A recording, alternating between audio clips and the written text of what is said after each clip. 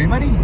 It is Mike Levin, SEO in New York City, Poconos Pythonista, and today is Wednesday, August 25th, 2021.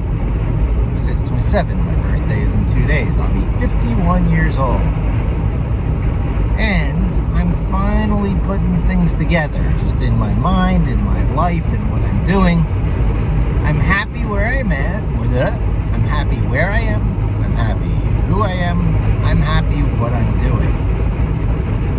I just dropped my kid back to the other side in Staten Island, where she's growing up for part of the time, and for the other part of the time, for right now, for where I'm at this time in my life, the Poconos Mountains, not far from ski resort area. And we have a lot of interesting stuff around us. Although we have a zip line in our own yard, we also have a zip line adventure park in about 10 minutes drive. Also in 10 minutes drive, we have a go-kart range that has miniature golf and paintball. And then, of course, there's the water activities. I had her out on the Delaware River in the Water Gap, the Delaware Water Gap, which is a state park where, I don't know, the Delaware gets very wide and shallow and windy. And it's really great for outdoor water activities. The Delaware River is only one of the many rivers in that area that you can walk along, where there's trails, where large chunks of it is public park, so that there's no issues with, are you allowed to be there? The answer is generally yes. It's just whether it's an overnight camping ground, whether hunting's allowed. Not that I hunt, but these are the variations in this area. And so finding things to do is, needless to say, fairly easy. Going out is really going outdoors. You don't have to find the wilderness. You are automatically an adventure. Addie likes to walk around and catch frogs with a high success rate, I might add. She comes back in going, here's the frog I caught, and then we release it, catch and release. A snake got into my house the other day. I had to get a snake out. Now, I do remember a snake getting in the house, in my house growing up, when I was in my, I don't know, around 10 years old, maybe younger. And my dad had to lift it up out of the sink with a stick. And that was a part of the, legends of old in my own mind. The tales of yore. We all have our own tales of yore, and we all think, I guess, maybe, it's all very special and unique. We're raised on this, I guess, Sesame Street mentality. Mr. Rogers, you're all unique. You're all special, every single one of you. And, your story, while your own, is also probably interesting and worth telling. Now, there is this big question, is it worth telling? There's this, quality-quantity split. If your stories are not interesting, why tell them? So, if you want to have stories to tell, if that's kind of like a goal in your life, do interesting stuff. Stories will arise. We write our own stories as we go. And it's part of the sort of magic that really does exist in life. While particle physicists would like to account for everything that ever has, is, and forever will be through math, that, in other words, there is no non-predictability. Everything can be calculated from initial conditions. Given accurate enough measurements of initial conditions, you can predict every single thing that's ever going to happen in all creation, down to its ultimate end, including me shooting this video. There's nothing left to chance about it. It was not a unlikely, unpredictable, circuitous path. It was pre-calculated. So that may be true, but it may not be true. That way of thinking is called super-determinism, because determinism isn't enough. It's now got to be super-deterministic, because it's got to account for things such as quantum non-locality.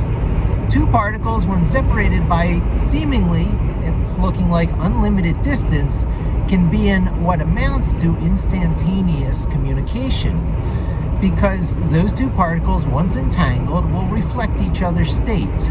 And if one leaves that state in one location, it will simultaneously, regardless of distance, leave that state in that other location, implying faster than light communication, right? This is Star Trek stuff. The sci-fi device that represents this instantaneous audible communication is sometimes called an ansible. I first read about ansibles in Ender's Game by Orson Scott Card, one of the various heir apparents to, I guess, Asimov. Everyone's considered the heir apparent to Asimov, Vonnegut being the latest I've heard. I've also deduced on my own Werner Vinge. And so there's a difference between hard and soft science fiction. Piers Anthony writes soft science fiction. You can switch between the sci-fi and, say, the fantasy genre, of which J.R. Tolkien's Hobbit and Fellowship of the Rings are the primary examples. But there are lots of fantasy worlds like that, lots of made-up ones. And if you just want to make up a fantasy world and not adhere too much to what particle physicists of today and cosmologists and, other types of scientists would tell you today is likely how the world works and likely the kinds of propulsion drives and communication technologies we may have in 50 or 100 years, because there's extrapolation on what is already very science fiction-like, but we know to be real. Quantum entanglement that creates instantaneous audio communication anywhere in the galaxy and all existence instantaneously faster than light is the quantum entanglement non-locality Einstein's spooky action at a distance effect. Okay, so it remains to be seen whether we can make practical use of this. There are both cryptographic applications, because you can know when a message has been read instantaneously when it has been read, because the process of reading will change state, and bam, the code has been known to be broken, so that information is no longer secure. That's one of many ways it can be used in cryptology. There are others. And it can be used potentially for faster than light communication. So if a spaceship takes off for another solar system, someone reaches, say, Andromeda or something, that's another galaxy, but you reach the next solar system. I should know these names because they feature largely in the Bobaverse series that I'm constantly listening to on Audible.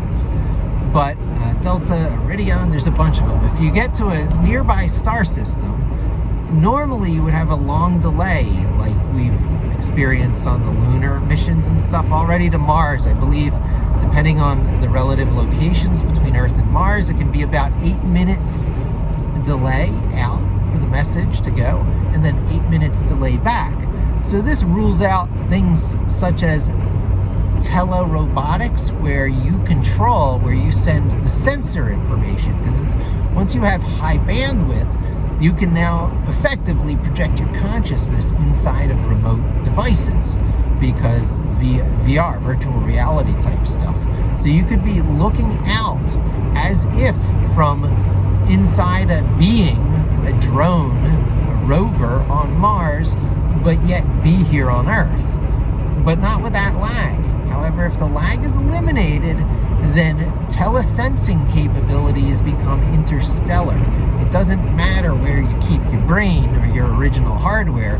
Through very good future VR gear, you can be living as a porpoise in a water world.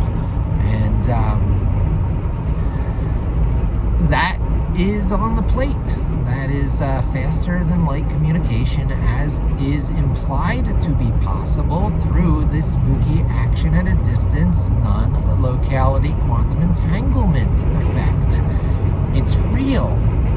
So, this would seem to prove that free will exists, because if you change the state of a particle on one side of a quantum entangled system, it changes instantaneously on the other side of that system with nothing in between to account for that connection, that physical connection, except for other dimensions.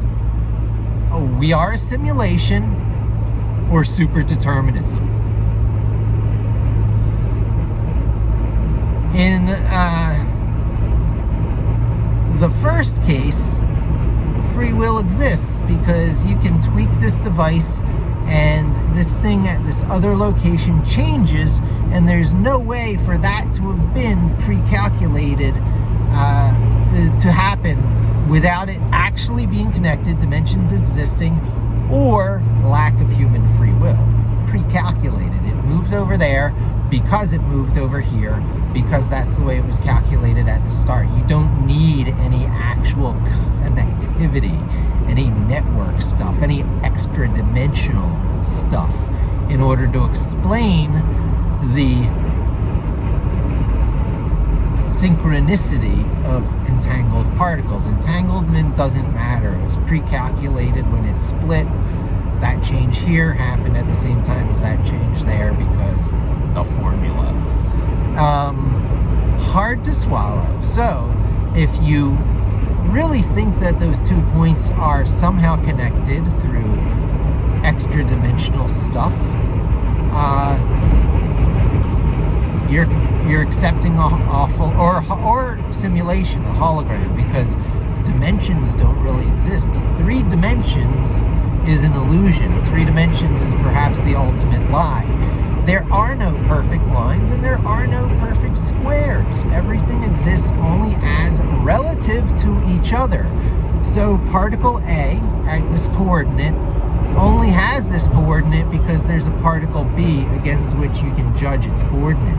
What if the universe is all expanding, so your coordinate system would have seemed to stay fixed, right? Yeah, I believe that is so. However, if you had something further out at a distance, you would be able to measure effect that the distance between your 3 points is actually drifting and changing, because time it takes for communication, all kinds of triangulation techniques.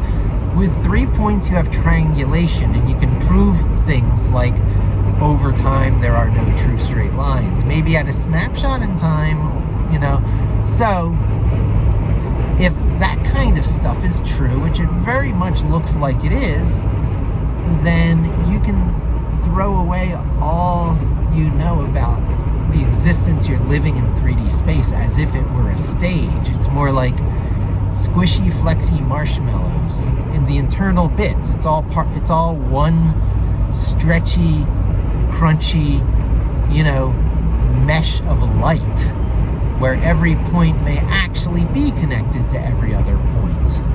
And when taking 2 points apart that were obviously and locally connected, that connection exists regardless of how far you bring these things apart, in that everything's always connected mesh, right? So that's the second thing you might believe in, if non-locality is real, that there are extra dimensions, that 3D space is not real. It's almost silly to talk about extra dimensions in the 3D space way, because what you're judging it against ain't real. You're measuring derivative effects by derivative effects.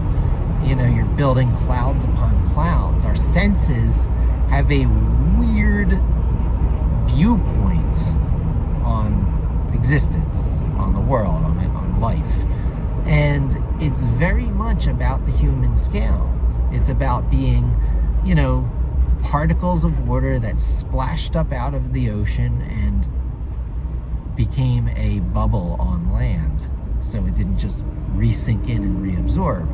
We are anti-bubbles, okay? You should probably go Google anti-bubbles, because they're weird. When it's underwater and gas expands out a bubble, it's a bubble. But when that same sphere is in the atmosphere, yet it still stays a sphere, what you probably have is water or some other liquid with a polar or magnetic molecule shape, like the little V's, H2O. Well, forget H2O, that gives you such a wrong idea of what water is. There's a heavier, denser O particle, an O atom, an atom of oxygen, and then orbiting around it, connected as if, two electrons in an orbit, but really these are two other whole atoms in an orbit. The smallest atom we know, hydrogen, but nonetheless, two hydrogens are bound to an oxygen, kind of orbiting around it at a somewhat fixed, known distance from each other, because the forces of repulsion that exist between them. So there are the strong and weak nuclear forces, two forces going on in an atom. One of them, I believe, holds the atom together, what holds the protons and the neutrons together in a dense neutron core is the strong force. And we know that can be broken down and changed through fusion reactions when big, clumps of protons and neutrons are split apart into smaller chunks. That's fission. I might have said fusion, I meant fission. So we know we can overcome the strong nuclear force. It's the easier to overcome it becomes, the larger the density, the weight of protons and neutrons clumped together as it becomes unstable after a point. I forget what that is, 50 or 80. Things become radioactive, and there's a last stable element before everything's radioactive, and then there's special exceptions where, oh, this is surprising that this isn't, but this one over here is. I should get those element names. That's going to be important to teach Addie. Vibrating edge properties don't just change on the elemental table. They have weird patterns they fall into. The whole rare earth, way that they had to compromise the pure design of the elements. Table of the elements is probably one of the big examples. They all have similar pyrotechnic and sometimes magnetic and sometimes optical properties that make them very special.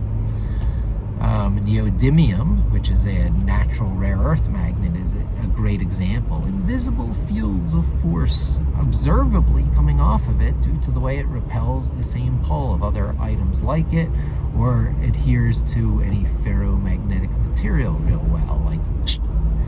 And so that lets you have a little glimpse of the almost magical things that do exist around us in nature.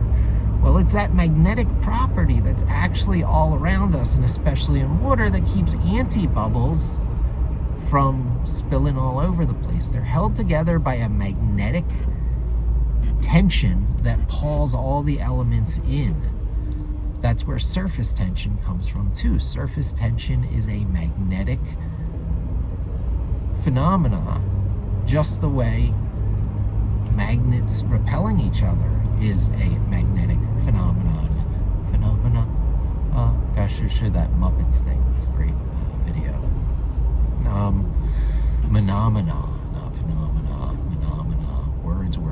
Oh, there's some really good words. So do I keep talking about antibubbles, or do I follow this interesting word path?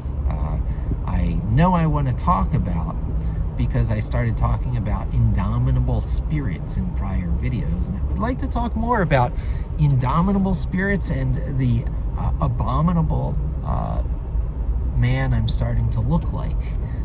I'll do a real nice short shave soon. But we are all just antibubbles splashed up out of the ocean, skittering around on the surface before we reabsorb. Those bubbles have found a way through replication and stuff to make other bubbles like themselves before they go away, which have to bring matter into their own body to achieve mass and to be bubbles like the bubbles before them and perpetuate the cycle. The whole process of life can very much be explained without DNA in the picture in abstract terms.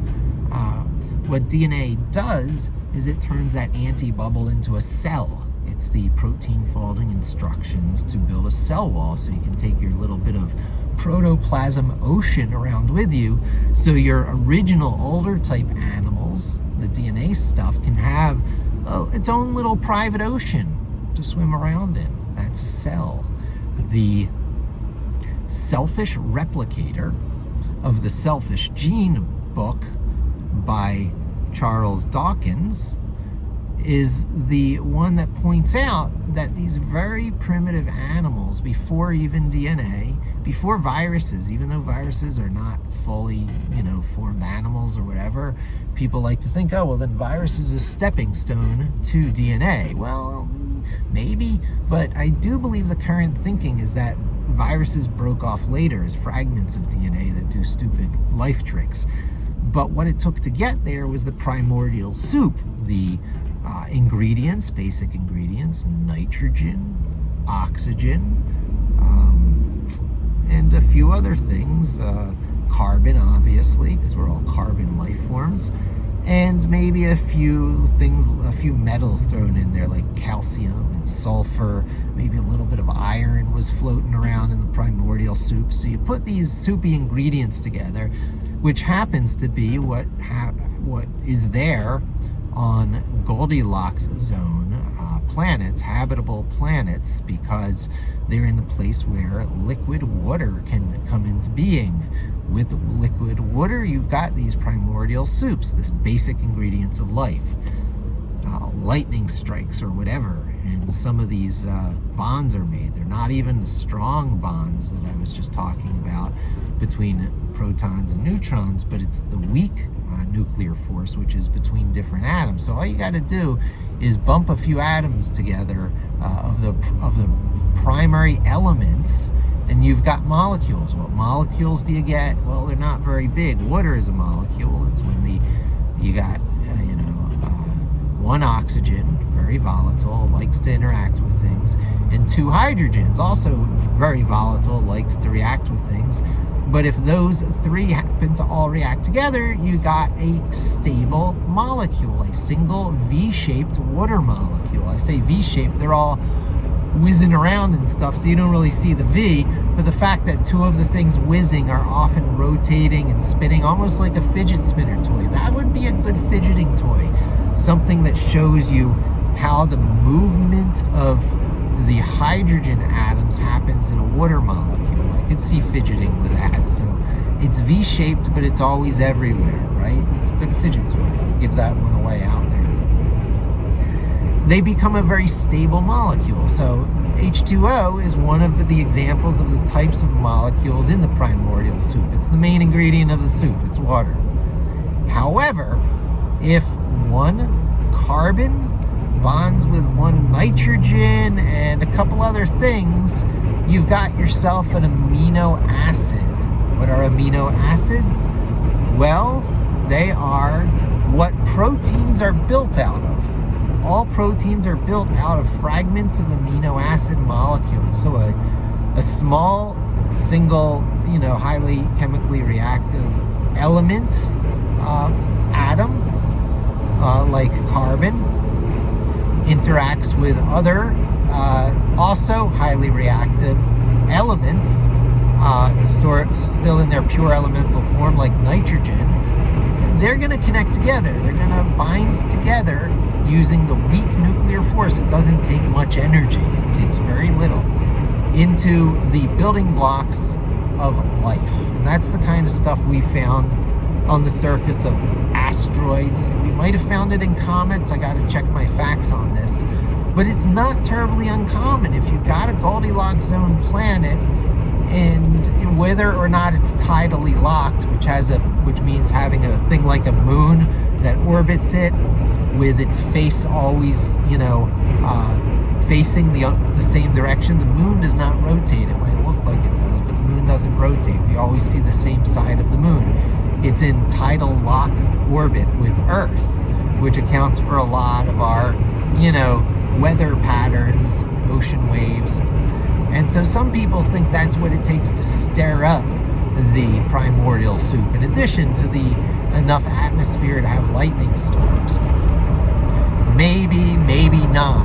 but whatever the case, amino acids come into existence and they build up into proteins. Proteins are everything. You are a bunch of proteins together. I am, every animal. I believe plants too. Mostly what I'm talking about here is animal life, because there's a mitochondria story that comes into the picture soon. However, plants have their own story. But plants have cell walls too. If you look at a single cell, they got cell walls. And that's the main gist of where I've been going with all this rambling. Cell walls to gather up some of that ocean soup, that primordial ocean soup, is priority one of life as we know it starting to develop. Otherwise, these tiny little molecular beings are too vulnerable to their surroundings. They can dry up, they can get stranded, especially when things move onto Earth. So they take precautions against this. In one strategy, you got plants. In another strategy, you got animals. When you take precautions against this, before it's either plant or animal, like a plankton floating around in the water, those, phosphorescent things in Bob's Burgers and in Puerto Rico are neither really plant nor animal. They float around in the water, getting their energy from light. They have chlorophyll, and therefore are more tempting to organize with plants, but they're floating around free in the water, almost as if by free will, in the way they move towards and away from other light sources and disturbances, right? So the line gets blurred between plant and animal at plankton. Throw out SpongeBob. And, or shout out. Don't try and do the young people stuff. Okay. So, carrying your little bit of ocean around with you requires a cell wall. How does one go about making a cell wall to protect you? Well, I don't know the leap it takes to get there, but at some point you are folding proteins. You are turning amino acids into proteins. These proteins are being used to build the wall, to build a wall, to build a line. The line becomes a sheet. The sheet becomes a sheath or a bubble, and you carry yourself around inside of it, right? That's one of the key important tricks of life. Creating dividers, ones that perhaps go around you entirely to isolate you from everything else around it, so you have a little bit of control, understanding, you know the limits and boundaries of your world. Well, does this not start to sound like things in computer science and human creation myth?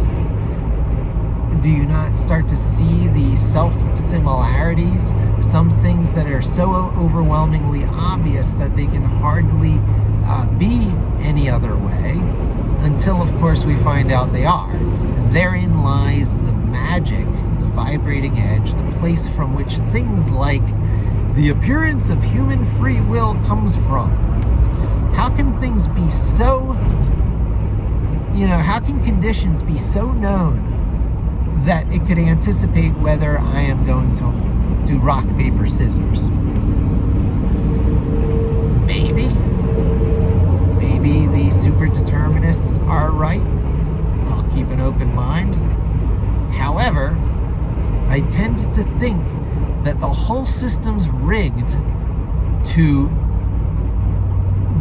just enough to produce human-like free will at the vibrating edge of chemical reactions, where things are indeed so complex that, there are stories to be told, human stories to be told, where carbon meets nitrogen, and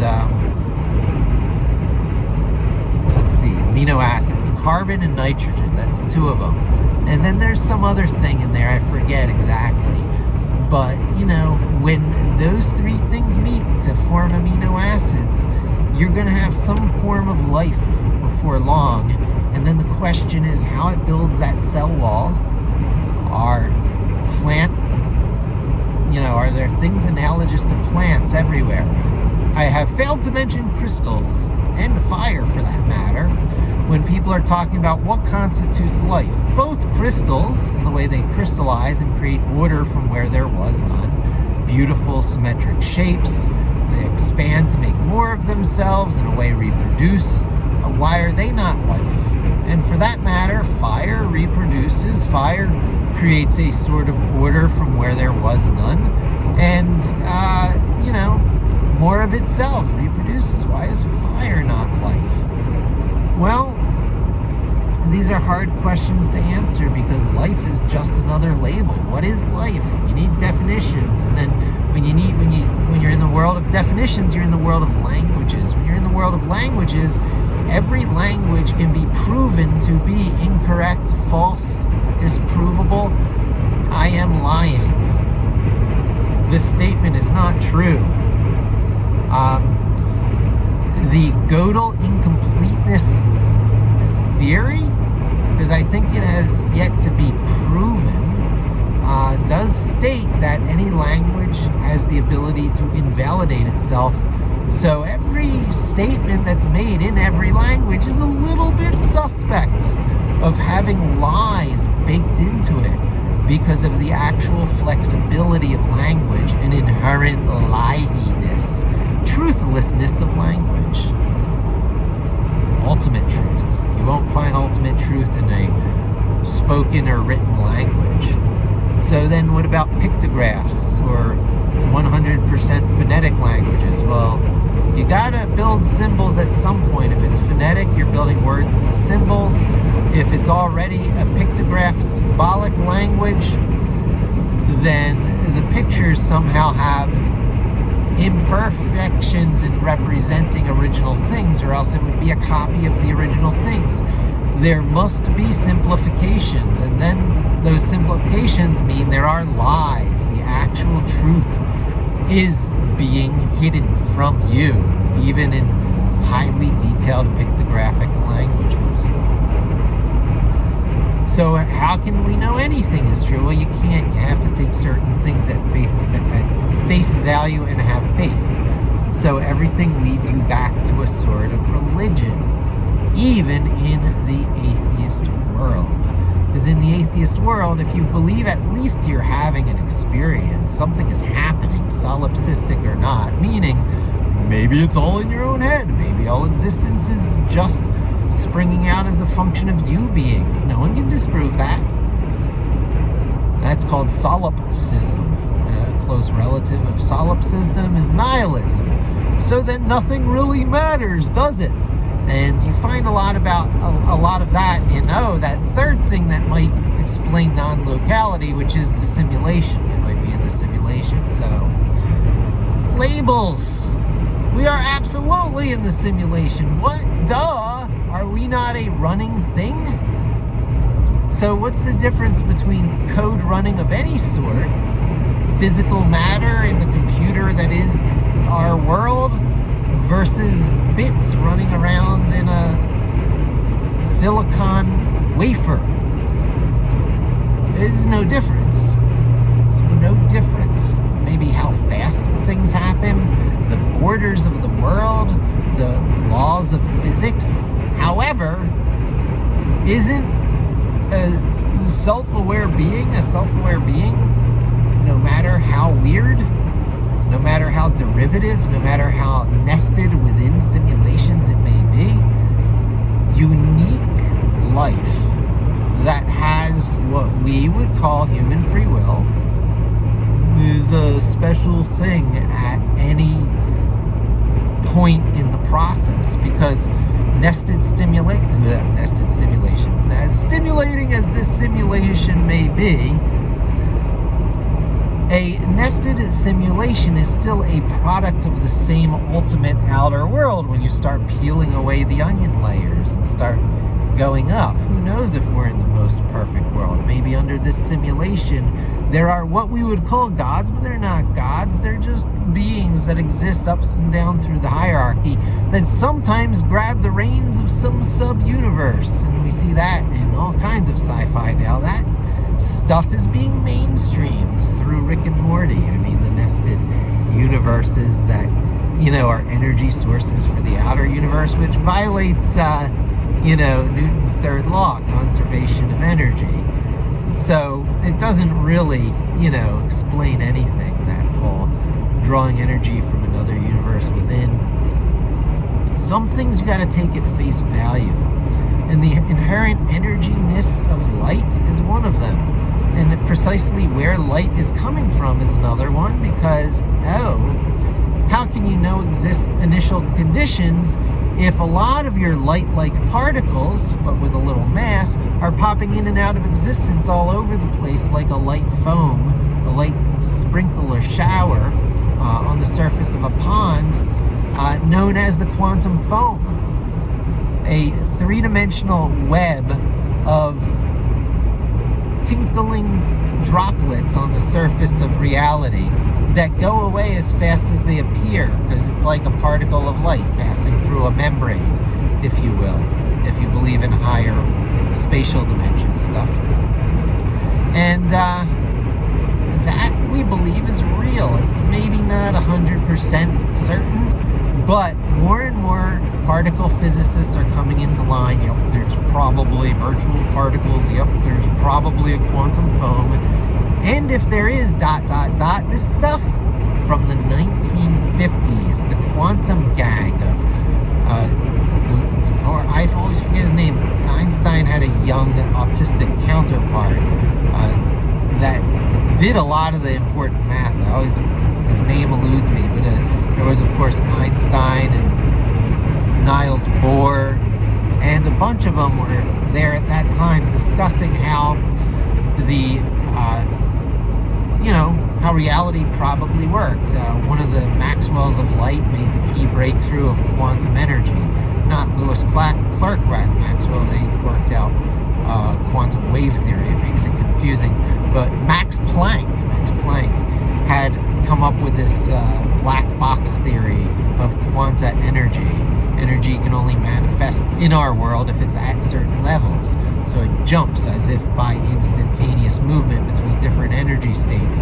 So too go its properties, how much measurable energy it has, what wavelength it represents, how big the ripples are in the substrate it's impacting. So Max Planck determined that there was probably quantized energy, and the gang of quantum got together and said, hey, this means a lot more than what old Max Planck thinks it means. This means that, quantum mechanics exists, and it's no longer just Einstein's relativity and a relative universe, but it's also things at a very small scale, where relativity itself may break down. Case in point, there is something called quantum phase locking, quantum levitation. Again, Google it. Watch that tiny miracle. Accept the fact that invisible forces, invisible, fields, just like the common one of two magnets with poles facing each other, proves to you that things can repel without touching. Invisible lines of force exist. So too will you be convinced that they can be locked in location relative, relative to each other. The fact that quantum phase locking can make a superconductor and a natural magnet fix in relative location to each other, one just floating there in the air, true levitation, tells us that there is some absoluteness to the universe, or at least it is at the human scale. Those things in fixed location to each other are not slowly drifting apart relative to us, or slowly contracting together relative to us, the observer. They stay in fixed location relative to each other, taking advantage of that quantum foam, the imperfections in the substrate that is always there in reality. We are running on a substrate. Quantum foam, it virtual particles tell us so. Once we accept that we're running on a substrate, a whole world of hackability, of stupid physics tricks opens up. They knew that in the 1950s. We should have had anti-gravity by 60s and flying cars by the 90s, when the computer stuff was coming into place, such that navigation systems using the same distributed internet stuff, which was really starting to kick in the 90s, was also here. Flying cars should have been about 10 years ago. About 10 years ago, we should have had flying cars. Google quantum phase locking. Watch that effect. Intuit the way James Clerk Maxwell's counterpart, Michael Faraday, intuited electromagnetic energy. It was not the guy who intuited the way waves work, the particle wave duality and the shapes behind it, the intuitable shapes and movements and physics behind it. That was intuited by Michael Faraday, the guy after which Faraday cages that, keep out the signals are named after. Every microwave oven is a Faraday cage, which is what makes the use of microwaves that can cook things safe in our homes. It's a little bit of radioactivity brought to your house. Don't be scared of radiation. Everything is radiation. You are radiation, packed together tightly enough to become a standing waveform known as quarks, which are packed into protons and neutrons, which are packed into atoms, which are in turn packed into molecules, which are packed into amino acids, which are packed into all kinds of forms of life, right? So it's all light. It's all electromagnetism. It's all compressing and releasing this substrate of material that quantum foam proves to exist. Ansibles may exist soon, faster than light communication. So regardless of whether people will ever be coming back from the trip, we'll at least be sending out exploratory vehicles, maybe drones, but why send a walkie-talkie if there's no one there to use it? So lots of Noah's Arks, right? Noah's Ark was deep intuiting, was deep channeling of what was coming in the human existence. The event behind Noah's Ark tells us that things like floods wipe out local regions every once in a while, and you better take enough genetic material to be viable in colonies. Life is similar enough that what you take with you will set in. Perhaps it'll just be purple or green goo there, and I believe it often is. That gets to, maybe the simulation, and the primordial soup gets turned into life pretty easily. Life does not get turned into, chattering primates flying down the highway in another metal shell with its own engine. Aliens looking at us would maybe think that cars are the life form, and that we are the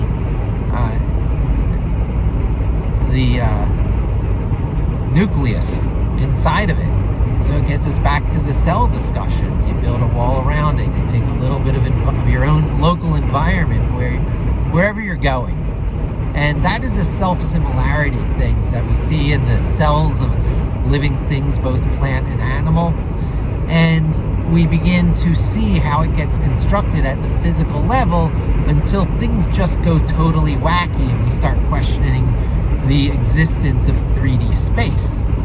We stumble upon information theory, again from the halls of Bell Labs, same place from which the internet sprung, and Unix and all that stuff. It all springs out from, a combination of federal funding of pure research and commercial driven, products. Pure research to be brought to commercial use rapidly. That is less so more and more, which even ties into, I don't even want to go there. I'll keep that for future videos. But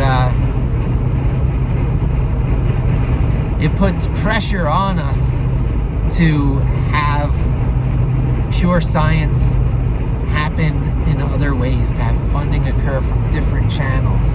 And one of them is to just do it in complete secret, because as you start peeling away those layers and revealing that, you know,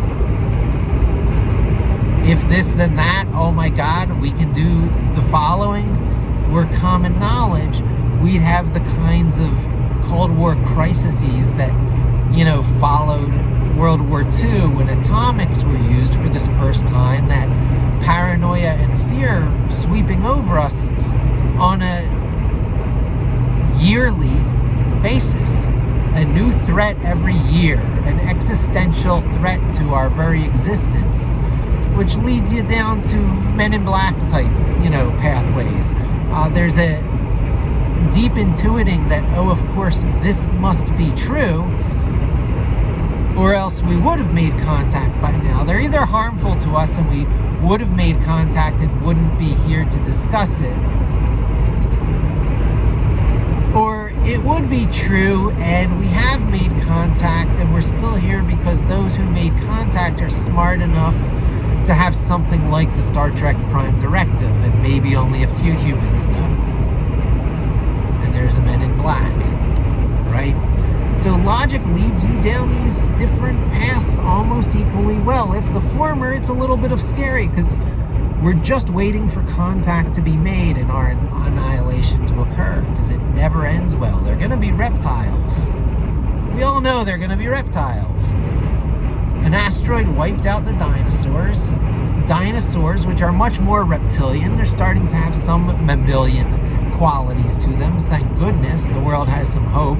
There are birds who care for their young. There are crocodiles who care for their young. We have hope that the avian and crocodilian, you know, overlords are going to be mammalian enough to make humans into something more than just a food source and their pets, right?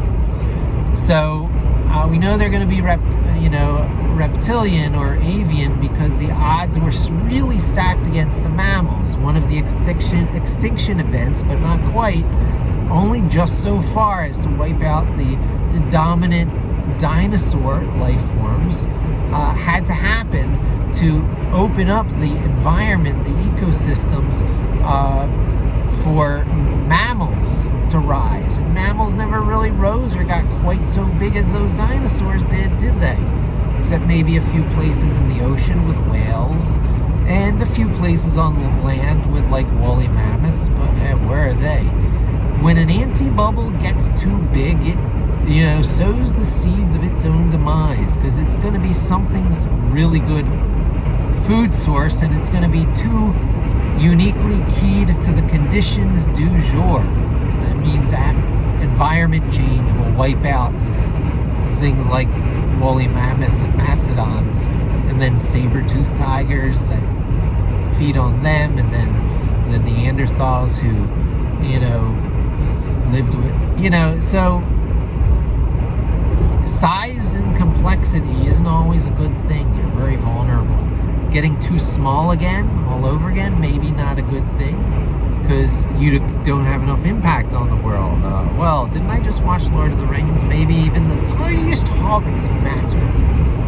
However, there's some law of physics thing, I'm sure, that gets down to the smallest brain that can exhibit sentience, self-awareness, higher order meta processes, and internal visualizations of an outside world that can make predictions, and a human-like free will, sentience, without being overly reptilian, insectoid, you know, mollusk-like. So there's all kinds of nervous systems and therefore brains and intelligences. There's the swarm intelligences of insects that sci-fi loves to have such a good time with. Again, Ender's Game, that series that told me about the Ansible, gave me a really good insight into the intellect, the swarming intellect. If quantum entanglement could allow a swarm to stay entangled. Sorry, I hope I'm not spoiling. Boy, those, I wanted to say those Mormons can write some good sci-fi, but that would be too generalizing. Orson Scott Card was a candidate as an heir apparent to Asimov, and has some really good ideas. He broke some of the big questions that were not yet explored. I won't go into them all. They have to do with that kind of stuff I just discussed: sentience, transition of sentience, between different species or life forms. Okay, that's my last spoiler. But life is probably not like what any of us think, except to each and every one of us, for which it's exactly like what we think. Life and the life experience is exactly what we bring to the table, to interact with it, to observe, to leave behind or to not leave behind, to interact with in our lifetimes or to not interact with in our lifetimes. There's a whole lot of choices, and they are yours to make as a sentient creature. They are not other people's to make. And the self-similarity of these cell walls, the observable universe, that keep popping up to determine a unit, that has some sort of isolation of internal components, so that what you want near you, resource-wise, doesn't leak out. You're making your own cell wall in life. That's what establishing yourself is called. That's what getting skills and a discipline and a trade and know-how and wisdom is called, right? In Dungeons and Dragons, it was the hardest thing for me to comprehend, the separating of intelligence from wisdom. Well, let me tell you something, my friends.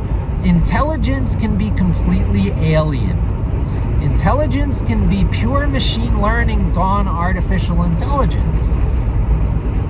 Intelligence can be any form of life that has self-awareness of any sort, enough to respond to environmental conditions. So clams are intelligent.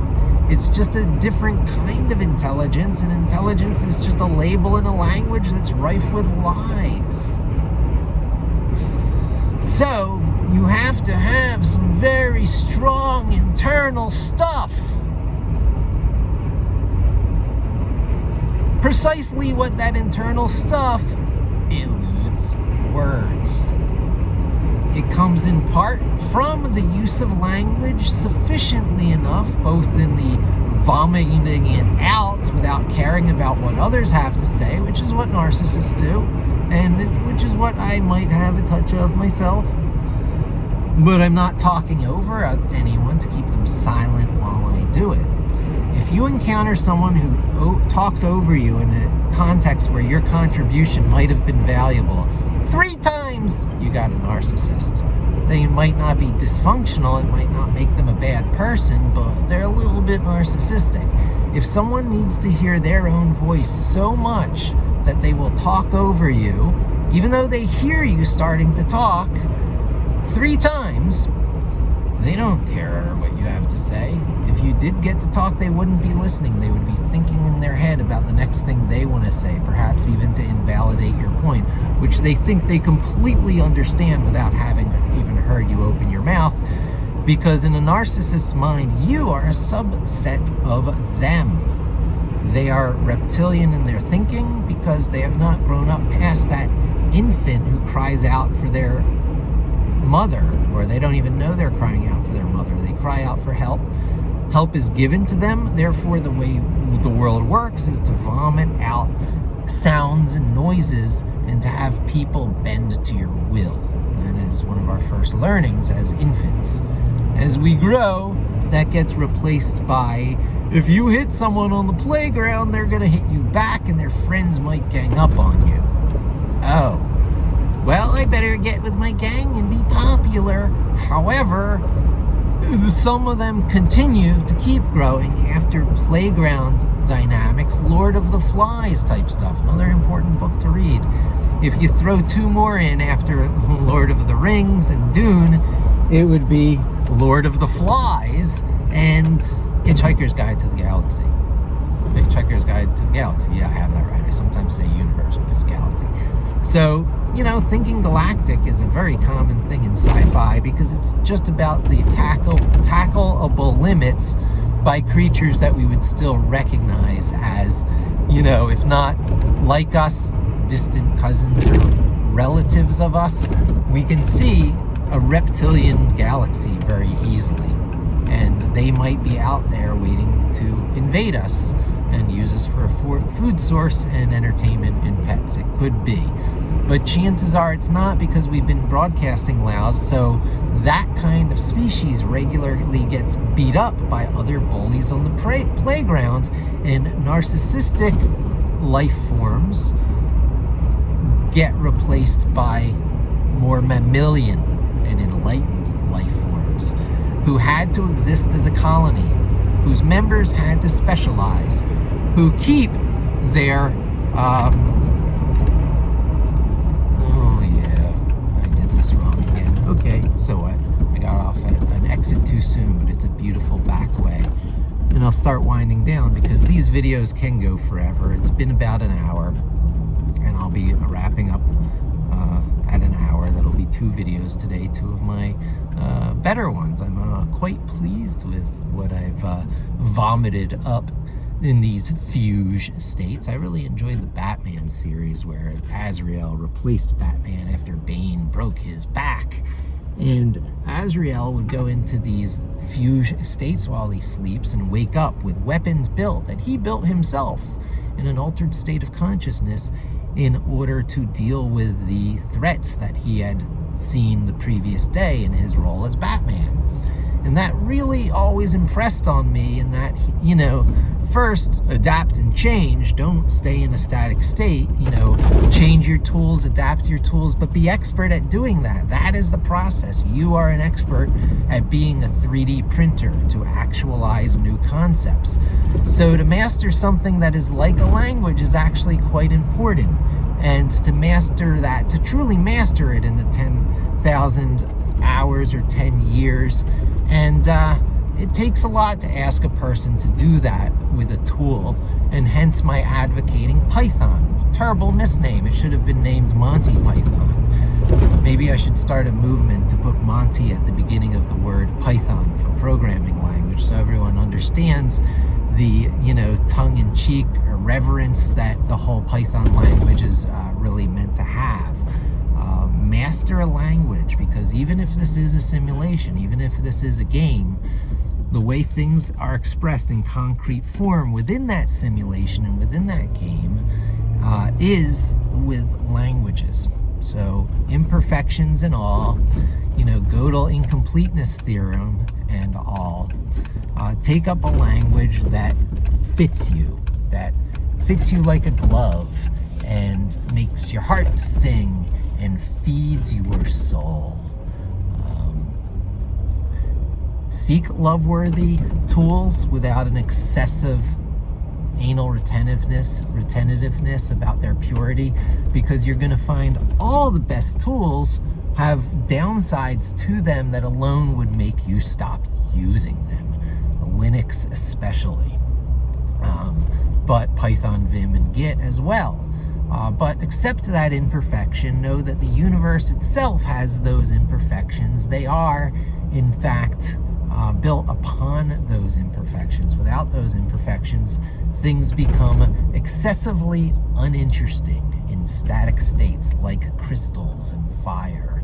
We live in the vibrating edge between crystals and fire, where the systems are more complex and more unpredictability can arise, and things like human free will can arise. So is there human free will? Well, I think so, yes. I choose to believe. I choose to believe. And by choosing to believe that there is human free will, no matter the scale, no matter the details of reality, you matter. You're important. Your story is of potential interest to all those up, down, and sideways in that hierarchy of nested simulations and virtualness. Forget those labels. Remember that they are labels. Reality is likely nested. There are likely many beings that one would label God, but God is a stupid label. The Jewish religion knows that the word or name for God is so complex that it can be not spoken by humans. It's beyond even saying. All these things like Adonai and Yahweh are just, placeholders, symbols that are, knowingly thrown on and constantly reminded that they are just symbols. The Adonai is just these two characters to say, forget even the phonetics of it. Don't even bother with trying to string characters together. You'll miss the point. So there are beings like that, up, down, sideways, which are not God. God only exists at the top of the entire hierarchy, and that thing that's labeled God is probably something like pure mathematics. Probably God is just another word for the fact that math allows concepts to be actualized. And there you have it. There's the nature of the universe, and everything labeled meaning or purpose is ... It's the etc. It's, fill in the blanks. And what we're doing, even with YouTube videos like this, is we're filling in the blanks. And, doubt everyone's even going to hear this video. I'm talking out because in this form, in this media, Google lets me. YouTube lets me. Google bought YouTube. Google was wise enough to use its AdSense, blowing up money to buy YouTube. It was one of the first big acquisitions.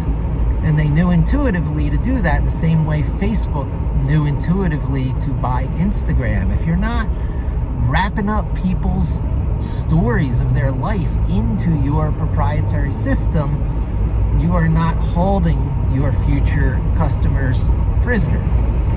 And so freeing your content from Instagram and YouTube is, of course, on my future videos. Those are the no-brainers of the kind of stupid tech tricks I'll be teaching you how to do in today's tech, using things like Python and Jupyter notebooks on your web browser, right? So as much as I dislike things like JavaScript, I'll be including JavaScript because you've got to remote control browsers, and browsers use JavaScript, and Node.js is the engine behind so many things these days that, I'm using, Ruby on Rails, or maybe just the Ruby programming language, and pushing my websites out because they're based on GitHub.io, which is based on Jekyll, and another templating language I was taken from SoundCloud. I forget, a Shopify. But everything is derivative. Everything is an imperfect tool. Everything uses philosophies that are slightly different than the, not yet perfect, but as close to perfect rules that you have taken up for yourself and chosen to abide by. Some people don't even think like that and will tell you that every language is the same because Turing Complete and ASM language, intermediary language, and they are not taking into account that, your tools of expressiveness, the way you express yourself, should be joyful. It should just roll off your tongue and your fingertips like you really love doing it. Would you be speaking English today if, prenatal you could choose the language that would be just as effective in everyday life, all things being equal? If all languages were equal, what would past you have advised future you as being your spoken language? English, Mandarin, Russian, Korean, Navajo, taking into account that, say everyone had an instant translator and it really didn't matter. You just spoke in the language that allowed you to enjoy life most, to be most expressive, or as least expressive. It would fit your personality is the point. Yeah, that sounds like a pretty good world. That's the world we live in. That's why Linux goes first in the Linux, Python, Vim, and Git stack, because Linux has the Unix-like interoperability at the command line level, which supports real-timeness with things like stream editing and all. So it has all the makings of the underpinnings of any system you would ever wish to build, no matter how no matter how differently your abstractions go up there. That's why Plan 9 couldn't displace Unix/Linux. It nailed it. It got it really on the nose. And so those things are the most important things to know in tech, which means tech is text files, which means that you run a lot of tests, and which means there's your self-similarity, onomatopoeias, those words that sound alike and seem to be in the same category.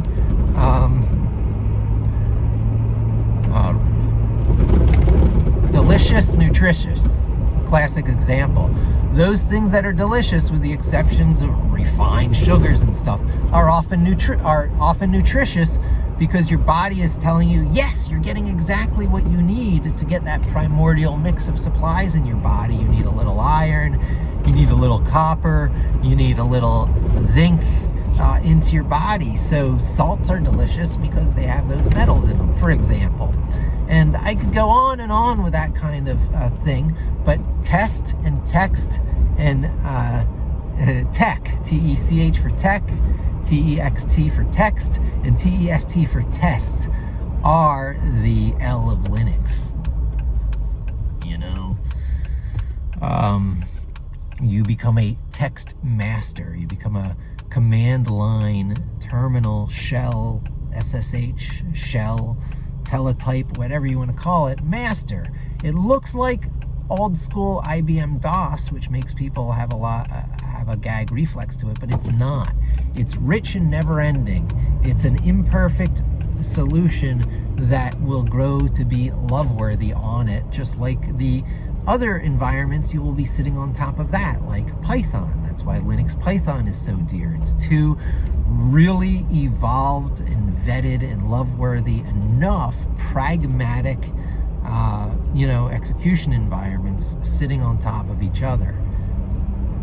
Vim and Git, for reasons I guess I can't get, they always get shortchanged. But anyway, you'll be seeing me launching a new site, Linux, Python, Vim, and Git, to keep those skills safe, sharp, and documented, to enter a sort of meta process of broadcasting out to you while I think it through for myself, often with live streams on YouTube that I'm going to try and do at 11, because I'm also often talking to my daughter, and I want to get in a certain discipline, a certain lesson of what discipline in life can often mean.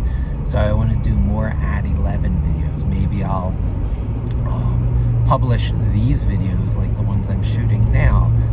Maybe I'll wait till then, because you can even schedule that. It's even supported by YouTube. The world is shifting and changing so that my way of thinking and behaving and interacting with life is becoming not only more mainstream, but more inherently powerful. I have my home server, which I'm gradually bringing online. I'll let you see about that, but I dodged a bullet. Had I brought that online too soon, I might have been hit by the Q-Locker malware. There's been viruses running around rampant in the QNAS ecosystem, and I might have really dodged a bullet by not, moving sooner on having my home RAID array striped and mirrored. No, it's just 2 drives. It's probably just mirrored. Redundant set of information. So whenever I write to one, it's writing to the other. So you got a real-time backup. Well, no, not really, for a bunch of reasons. So I'll be going through creating the backup system, having a viable cloud alternative to all things in development, except for massive parallelism. I'll do a little at-home massive parallelism, maybe, with real hardware. Raspberry Pis, or IBM has these tiny units, these, I forget what they're called, or Intel has them. There's the larger NUCs and there's the smaller, are they Edisons? But processing units are becoming really, really small and blade serverable, even at home. So massively parallel stuff. The stuff of, real machine learning is home brewable. You do not need the cloud, especially if the stuff you are running you would prefer not to be on the cloud for whatever reasons. I'll probably be going through that. I have Gorilla Tech as one of my domains. I have so many domains that align to great ideas I've wanted to do that I've never really moved on. Well, always be moving on. Always intertwine it and intermix it with what you're punching the clock for and doing for a living. So the skills in one area pulls you ahead in the other, and it creates a virtuous cycle. Having a side hustle, depending on the nature of the side hustle, it can't be for money. You should try not to do it for money. It's hard to get away from it with AdSense and YouTube partnerships, but if you can avoid doing it for money and can do it for the fame and prestige of driving up whatever metric you're trying to drive up, followers, fans, then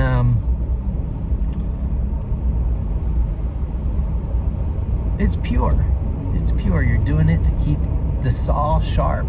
You're doing it to have skin in the game. Is it skin in the game if it's not money? Well, maybe a little bit of money, but nothing that distracts you from your main job. Nothing that distracts you from how you make a living. Now, the funny thing is, Ed Gee taught me this, is that sometimes when you're working for very punch the clock, green arrow type people, they don't appreciate you sitting back and thinking. Going through scenarios in your mind, doing tests and experiments, increasing your knowledge through taking up a new topic, just stopping and thinking. But that is where human free will bleeds into the system and ends up causing you to take a different path than you would have originally taken. And that's where I'll wrap up right there, because I'm very much about letting that human free will seep in to my processes and to make me move on things that I have not moved on in the longest time. The Tardigrade Circus, at 11 broadcasts, and a general rising of the level of all the metrics I choose to follow to make sure that I am as sharp and competitive and in the know and full of secret weapons and shortcuts as I ever have been in my life. And I'm always at a new high, no matter how old I get. Older is better. Wisdom separated from intelligence. Aliens and other, earthly species can have intelligence very, very easily, I think. Wisdom is the tough one. Wisdom comes with age. Wisdom does not come natural. There's the expression old soul. A lot of people describe themselves as an old soul, where somehow that wisdom got brought to you quicker than in other people. And perhaps lots of natural tendencies can accelerate people's paths. And I wrap up there. Thanks for joining me. Hope to see you again soon as you travel your path. And of course, don't forget to subscribe.